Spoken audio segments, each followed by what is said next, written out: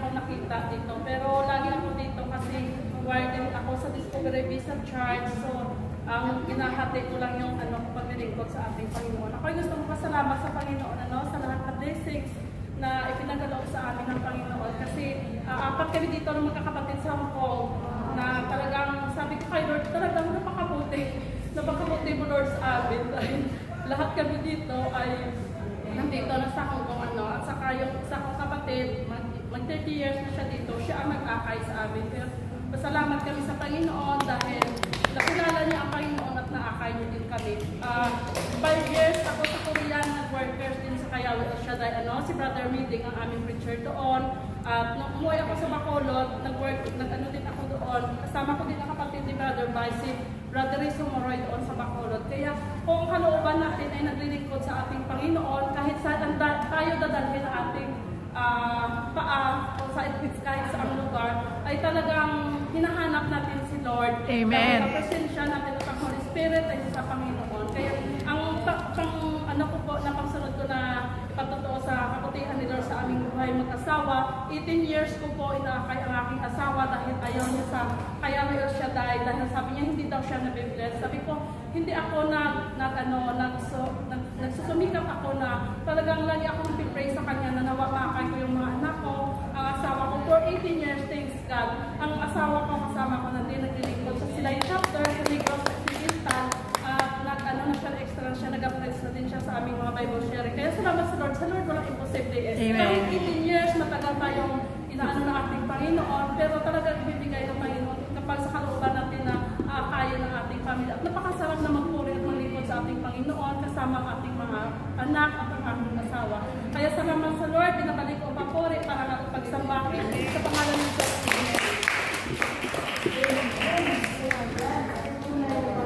Sister Jack, 18 years, inaakay ang pamilya. Susunod po ay Sister Josie. Magandang tanghali sa ating lahat, mga kapatid, at magandang tanghali, Yahweh El Shaddai. Panginoon, gusto ko lang ibalik sa iyo lahat ng papuri, pasasalamat sa iyong kabutihan. Sa mga pagpapala, sa mga biyaya mo sa akin at sa aking mga anak, Lord. Walang katapusan, pagmamahal. Lord, sa 69 years old, pinag-agawat pa ako ng mga angkay. Salamat, Lord. Nagagalit ang immigration. Kung gusto na ako mo agad, tinanggap na naman, Panginoon. At hindi ko hiniling yung sahod, Panginoon, pero binigay mo ang hiling. Amen! Lord, maraming salamat. At pinagpapasalamat ko din naman ang anak ko sa Japan, Lord. Lubin mo nawa, July flight na nila sa Amerika. Kaya, Panginoon, maraming salamat. Dadalhin siya ng aming na Lord. To God be the glory.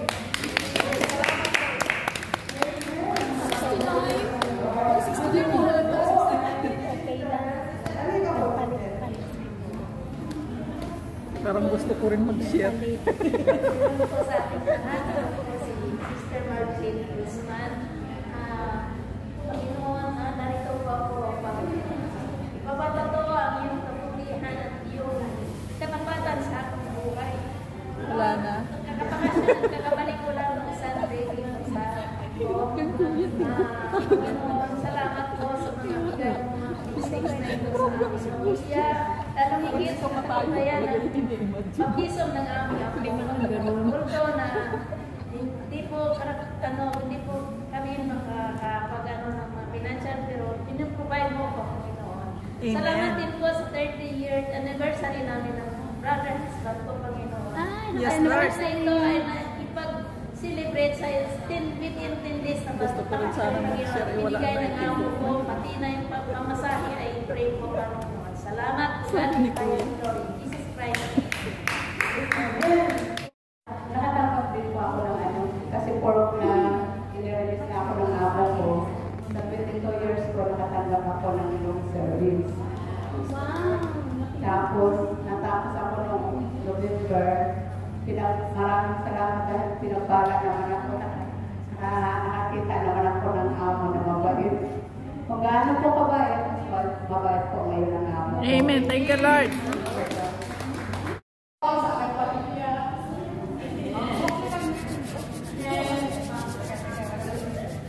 Talaga po, nagpapasalamat ako na buhay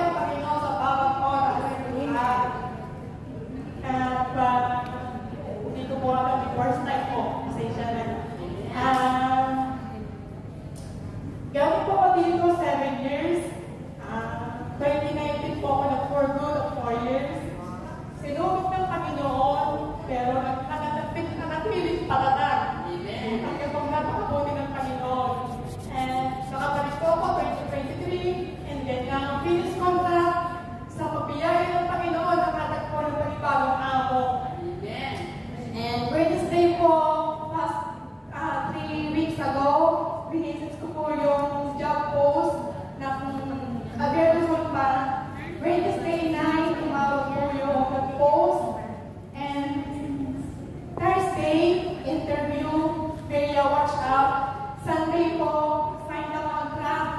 And now po, approve po ang visa po. 22, bababa po ako 23. Pinakakita po agad ako at sabi ko, Lord, malungkot na masaya, but thankful Lord, hindi mo ko pinagayaan. Salamat Lord sa mga taong ginagamit mo sa buhay ko. Talagang napakabuti mo sa mga kaibigan na pinadala mo, sa pamilya ko na lagi pinuhunawan sumusuporta, pag-anak, nagdala magkakapatid, pero ang dalas pa natin ang tulipan sa pagmamahalan sa bawat isa. And sabi ko, Lord, 23, aamin ako.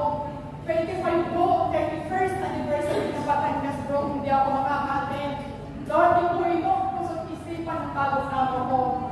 And then, habang nagmamasakit kay Lord, naduman mo ako para sasabihin ko sa bagong amo.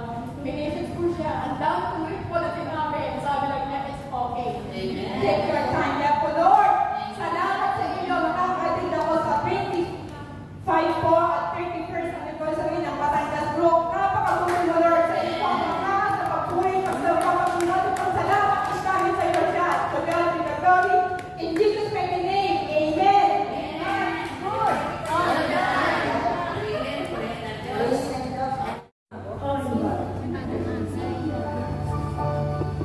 Siya kasi, habang hinihintay natin at nais ko lamang po ibalik ang paborito sa salamat ni Yahweh Shaddai. Sa aking pagbabakasyon ay matagumpay. Amen. Nagkabay at patnubay ni Yahweh Shaddai. Salamat din po sa kanyang pag-iingat sa aking buong pamilya at ang aming anak na nag-aral, Panginoon. Salamat sa karunungan na pinagkaloob mo sa kanya, Lord, sapagkat may aming tutya. Lord, maraming salamat. To God be the highest glory. Thank you, Lord. Maraming pinagpala ng mga umuwi ng ban, ng mga graduation ng mga anak. Kaya isa natin silang tawagin para paliwanag nila ang kanilang naranasan sa puti. Sister Agnes. Praise the Lord. All the time. God is good. Napatutuo ko na yung aking pag-uwi. Isa pong matagumpay at masayang bakasyon. Salamat sa ating Yahweh Shaddai. At ngayon naman po sa May 30, magsa-celebrate po kami ng aming ng aming 7th wedding anniversary. Amen. At sabi ko lang po na isang napakalaking bagay po sa pagiging intact ng isang pamilya, yung magkaroon ka po ng isang responsable at mabuting katuwang sa buhay. Kaya sa lahat po ang siyempre ang aking anak, maraming po factor ang aking brother husband. Kaya salamat sa Panginoon. To God be the glory. Amen. The Lord. Sino ba po dyan ang pinagpala? Lahat tayo pinagpala. Amen? Amen. Huwag kayong mahiya. Si Sharon. The Lord. Thank you, God. Thank you, Jesus. Pagpasalamat ko lang po yung kasi itong bagong araw ko, ako gusto niya mag-open naman ako ng HSBC. Ngayon ang HSBC, kailangan po mag-download ng app. Yung cellphone ko po, old model na, wala pa akong pamalit. Sabi ko, siya ay bahala ka, pero hindi pa ako magpapalit. Ngayon, sinabi ng asawa ko, pag uwi mo, pagbalik mo, saka na lang mag-open ng account. Tapos hindi niya sa akin sinabi, dito lang last Friday, Thursday night yata yun, sinigyan niya sa akin yung message yan, tapos na-question mark ako, tayo, ano yung kasi sinigyan yung mga picture na cellphone, hindi lang pala niya ako ng bagong cellphone. Tapos sabi ko, ako yung nasa upload, ako yung walang pambili ng cellphone, kaya ginahanap ko na cellphone. Thank you talaga sa inigay mo sa akin ng back. Amen. Na meron ako isang ikaw, thank you. Thank you po din ang mga top na sila, nag-aaral sila, ay wala ko sa pagkakita. Amen. Thank you, Lord.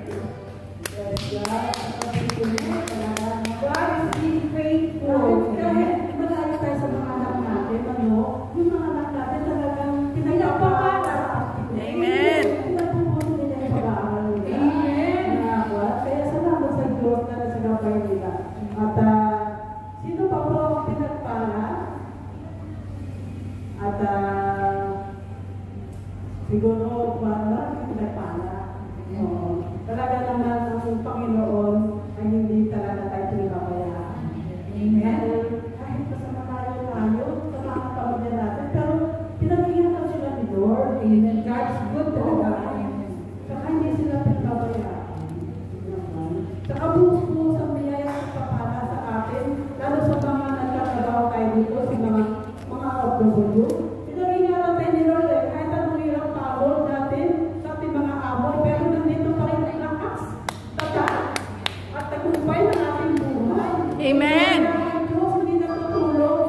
Kasama lagi natin ang Diyos. Amen. Pero kami sa mga nalang. Si Sister. Praise the Lord. God is good. All the time. Pinabalik ko lang po ang mataas na papuri sa ating Yahweh El Shaddai. Sunday Grow po ako ngayon. Binigay ni Amo yung day off ko ng Saturday. Tapos, nagpa-audition ako sa choir. Praise God.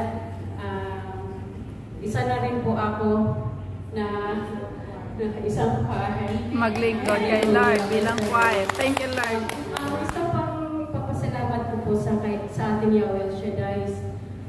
Maraming blessing po talaga binigay sa amin, sa ating pamilya. Nakapasa yung aking anak sa Napolcom, SPO3 na siya ngayon. Yung aking namang pangalawang anak is architect. Yes, glory to God.